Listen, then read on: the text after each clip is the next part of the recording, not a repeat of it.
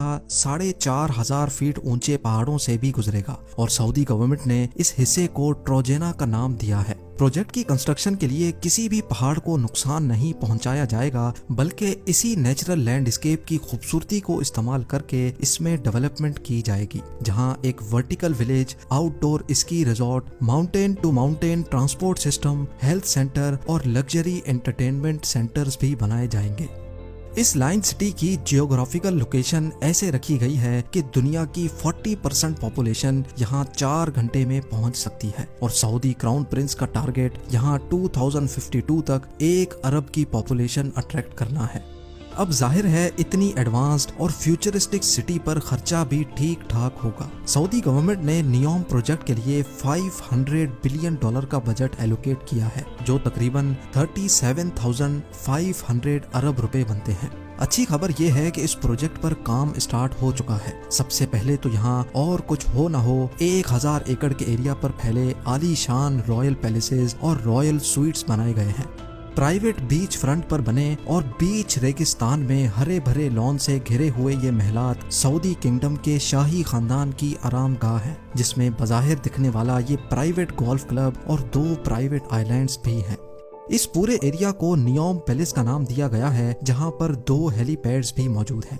खैर, वापस चलते हैं प्रोजेक्ट की तरफ। नियोम सिटी के लिए एक रीजनल एयरपोर्ट भी बनाया गया है, जो कि 2019 से फुली ऑपरेशनल है, लेकिन फिल वक्त ये यहाँ कंस्ट्रक्शन टीम और दूसरे स्टाफ को सऊदी कैपिटल रियाद से नियोम तक लाने के लिए इस्तेमाल होता है। सऊदी हुक्मरान जहाँ इस प्रोजेक्ट को लेकर बहुत सीरियस हैं, वहीं इनको बहुत सारे चैलेंजेस का सामना भी करना है। इनकी तरफ से ये दावा किया जा रहा है कि नियोम सिटी 100% रिन्यूएबल एनर्जी पर चलेगी। तो फिर सवाल ये है कि पीने का फ्रेश वाटर जो अभी फॉसल फ्यूल के जरिए सी वाटर को फिल्टर करके इकट्ठा किया जाता है, वो बगैर फ्यूल के कैसे मिलेगा? क्योंकि ये बात तो हम सबको मालूम है कि सऊदी अरेबिया में फ्रेश वाटर की कोई एक भी रिवर नहीं है। 1 अरब लोगों के लिए इलेक्ट्रिकल अप्लायंसेज 100% रिन्यूएबल एनर्जी पर ऑपरेट करने के लिए क्या कुछ करना पड़ेगा, और ग्रीन एनर्जी से चलने वाली अंडरग्राउंड हाई स्पीड ट्रेन्स इतना जल्दी कैसे तैयार हो पाएंगी? इन सब सवालों के जवाब बहुत सिंपल हैं। नियोम में फ्रेश वाटर जनरेट करने के लिए एक नया मेथड अप्लाई किया जाएगा। गिलास से बना एक बहुत बड़ा ग्लोब तैयार किया जा रहा है, जिसको सी वाटर से भरा जाएगा। सोलर मिरर्स के जरिए गिलास ग्लोब को गर्म किया जाएगा और जब अंदर का पानी गर्म होकर स्टीम और फिर वाटर वेपर में कन्वर्ट होगा तो उसको पाइप्स के जरिए बाहर निकाल लिया जाएगा। नियोम के वाटर सेक्टर के सीईओ का मानना है कि इस तरीके से हर रोज 5 करोड़ लीटर फ्रेश वाटर बनाया जा सकेगा।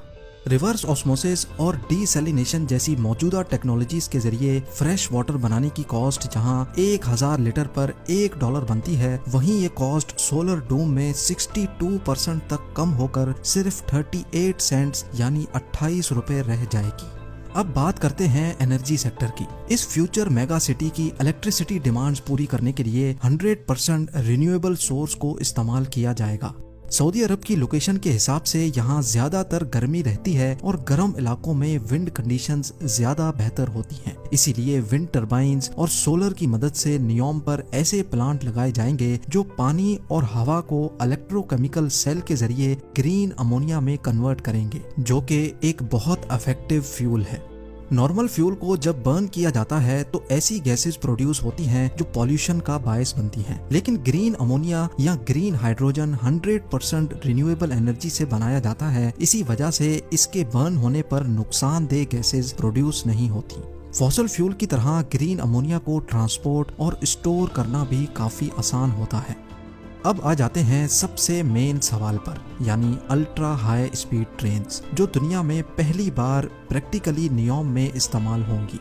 ये high speed trains 482 kilometre per hour से ट्रेवल करके सिर्फ 20 मिनटों के अंदर अंदर लाइन सिटी के एक कोने से दूसरे कोने तक पहुंचा सकेंगी। ये ट्रेन जिस टनल में चलेगी वहाँ हैवी मैग्नेट्स लगे होंगे जो ग्रीन इलेक्ट्रिसिटी की मदद से ट्रेन को पुश या स्टॉप कर सकेंगे। साथ ही साथ ट्रेन स्टार्ट में तो व्हील पर चलेगी, लेकिन स्पीड अप होने के बाद इसके व्हील्स जमीन से 4 इंच ऊपर उठ जाएंगे और मैग्नेटिक फोर्स पर तैरती हुई ट्रेन सेम इलेक्ट्रिसिटी कंजम्पशन में ज्यादा फास्ट चल सकेगी। इस सिटी का डिजाइन बिल्कुल स्ट्रेट लाइन भी